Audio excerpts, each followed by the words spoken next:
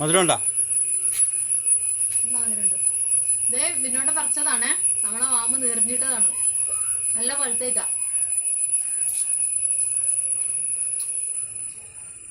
നല്ല മധുരമുണ്ട്.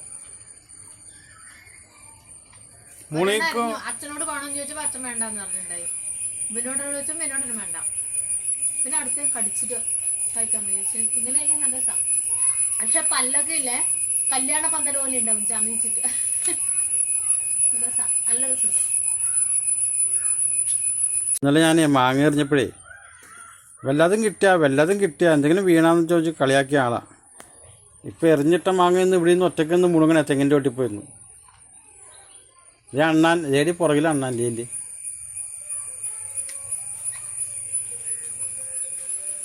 കണ്ടില്ലേ? ഇതേ പുറകില്